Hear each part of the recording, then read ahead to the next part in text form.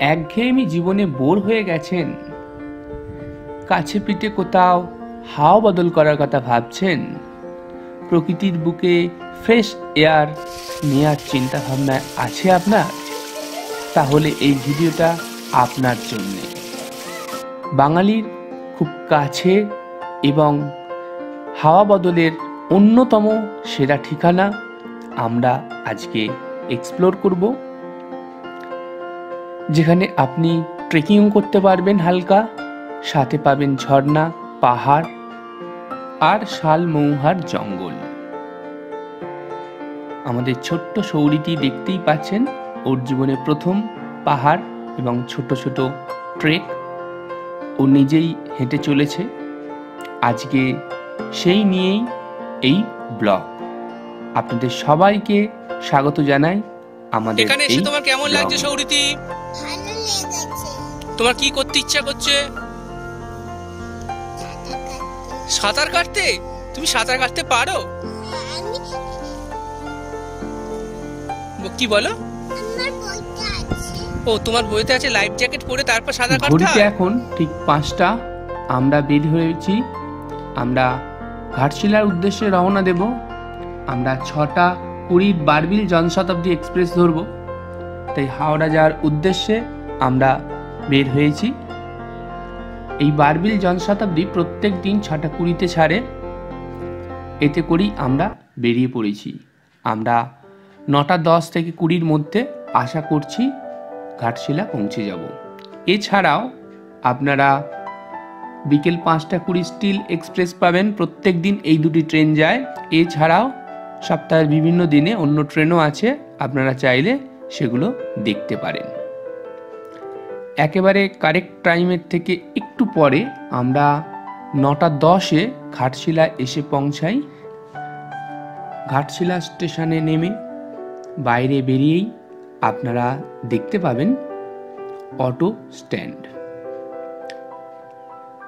এই অটো স্ট্যান্ডেই আপনি অটো খুঁজে পাবেন এবং এখানে সমস্ত চার্ট লেখা আছে, খুব ভালো করে আপনারা দেখে নেবেন দ্রষ্টব্য স্থানগুলো কি কি, এবং হোটেলের লিস্টও দেওয়া আছে, কোন হোটেলে যেতে কত ভাড়া, সব এখানে চার্টেতে আছে। খুব ভালো করে চার্টটা আপনি ফলো করলে দেখতে পাবেন।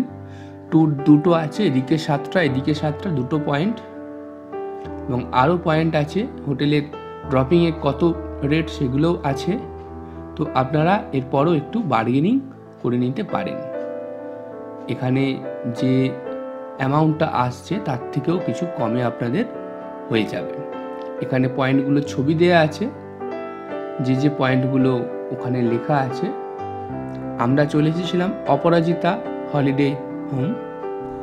এ নিয়ে পরে ভিডিও আমি আনবো কিভাবে বুকিং করবেন। খুব ভালো লোকেশানে, খুব কম রেন্টে এখানে আমরা রুম পেয়েছিলাম। এ নিয়ে পরের ভিডিওতে আপনারা পাবেন। এটি একেবারে ঘাটশিলা বিভূতি সমিতি সদনের সামনেই। আপনারা চাইলে ওই দিনই টোটো নিয়ে সাইট সিনে বেরিয়ে যেতে পারেন, তবে আমরা জাস্ট হাওয়া বদলের জন্য, রিফ্রেশমেন্টের জন্য গিয়েছিলাম, তাই আমরা নিজেরাই পায়ে হেঁটে এই দিনটা কাটিয়েছিলাম। প্রথমে আমরা রামকৃষ্ণ মিশন যেখানে আছে সেখানে এসে উপস্থিত হই। এখানেও আপনারা খুব স্বল্প মূল্যে রুম পেতে পারেন, তবে সেটা 3 থেকে 4 মাস আগে মেল করতে হয় এবং প্রসিডিওর আছে, সেই প্রসিডিওর মেনে আপনাকে এখানে বুকিং করতে হয়। তো এটাও খুব ভালো লোকেশানে, বিভূতিভূষণ বন্দ্যোপাধ্যায়ের বাড়ির খুব কাছাকাছি এই মঠটা, এবং পরিবেশটা খুবই সুন্দর। দেখতেই পাচ্ছেন শান্ত পরিবেশ, যেরকম আশ্রমিক হয় সেইভাবেই এখানে পরিবেশ। এখানে উপাসনালয়ে আপনি বসে সময় কাটাতে পারেন। তো রামকৃষ্ণ মিশনে যেতেই এর পাশেই পাবেন শ্রী গণেশ কালাকাত। এটা এখানে বিখ্যাত একটি মিষ্টান্ন।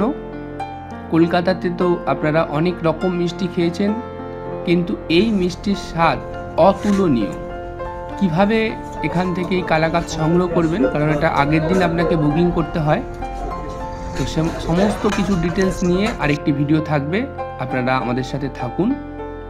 এবার আমরা চলে এসেছি ঘাটশিলার অন্যতম সেরা দর্শনীয় স্থান, যেটা গৌরীকুঞ্জ, বিভূতিভূষণ বন্দ্যোপাধ্যায়ের বসত বাটি।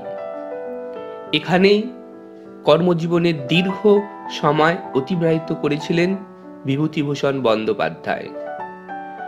তো সেই বসত বাটির উপরই এটিকে তৈরি করা হয়েছে। সেটি ভগ্নপ্রায় হয়ে গিয়েছিল, তবে সরকারি অবহেলার জন্য এটি এখনো পর্যন্ত সরকার অধিগ্রহণ করেনি, প্রাইভেটভাবেই এটি চলছে।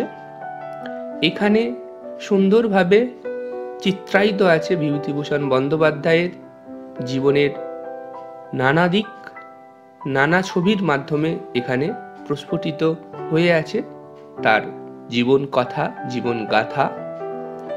ভেতরে বিভূতিভূষণ বন্দ্যোপাধ্যায়ের ব্যবহার করা নানা সামগ্রী, তার সাথে বেশ কিছু পাণ্ডুলিপি, সবকিছুই রয়েছে। আর রয়েছে উন্মুক্ত খেলার জায়গা, খোলা জায়গা, আর উন্মুক্ত একটি মঞ্চ, যার নাম অপুর পাঠশালা।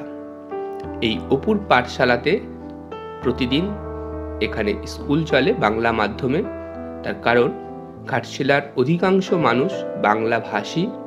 এখানে বেশ কিছু সরকারি বাংলা স্কুল আছে, আমরা দেখেছি। তো এখানে চিত্রায়িত দেখতে পাচ্ছেন বিভূতিভূষণ বন্দ্যোপাধ্যায়ের জীবনের অনেক অংশ, এবং এখানেই বসেই তিনি সৃষ্টি করে গেছেন তার অমর কিছু সৃষ্টি।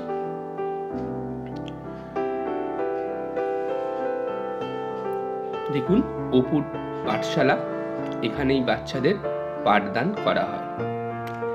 আগেকার দিনে ডাক্তাররা হাওয়া বদলের জন্য এই ঘাটশিলায় আসতে বলতেন। তো এখানকার জলবায়ু যেরকম স্বাস্থ্যকর, সেরকম এখানকার জলও স্বাস্থ্যকর।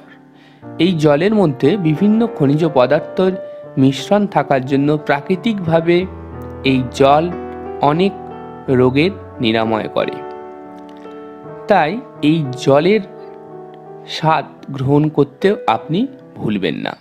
আমরা এই জায়গাটাকে এক্সপ্লোর করব বলে প্রথম দিন পায়ে হেঁটেই এই পর্বটা আমরা সেরেছিলাম, এবং খুব ভালো আমাদের অভিজ্ঞতা হয়েছিল। গুগলকে সাথে করে আমরা পথের ওপর দিয়ে, মাঠের ওপর দিয়ে, আলের ওপর দিয়ে হেঁটে হেঁটে এই জায়গাগুলো নিজেদের মতো করে আমরা এক্সপ্লোর করেছিলাম। যদিও আপনারা চাইলে আপনারা অটো যে বুক করবেন তাদের প্যাকেজের সঙ্গেই এই স্থানগুলো থাকবে। গৌরীকুঞ্জ থেকে বের হয়ে গুগলকে সাথে নিয়ে অনেকটা পথ হেঁটে আসার পর আমরা এই সূর্য মন্দিরের কাছে এসে পৌঁছাই। এই মন্দিরটি নতুন তৈরি হয়েছে। এখান থেকে সূর্যাস্ত খুব সুন্দর উপভোগ করা যায়, এবং এখানে সিঁড়ি আছে যেটা বেয়ে আপনি সুবর্ণরেখার বুকে নামতে পারেন। এখানে বেশ কিছুটা সময় অতিবাহিত করে গুগলকে পাশে নিয়ে আমরা আবার ফিরে আসতে থাকি আমাদের ডেস্টিনেশনের কাছে, অপরাজিতা হলিডে হোমে। আসার পথে আমরা সন্ধ্যে স্ন্যাক্সটা সেরে নিই, তারপর সন্ধ্যেটা আমাদের মতো করে কাটাই, এবং রাতে ডিনারটা আমরা সেরে নিই। পরের দিনের জন্য শিডিউল আমরা ঠিক করে নিই অটো কাকুকে ফোন করে। পরের দিনের ব্লগে আমরা কোথায় গেলাম, কি করলাম, সমস্ত কিছু আপডেট থাকবে। আপনারা পাশে থাকুন, সাথে থাকুন।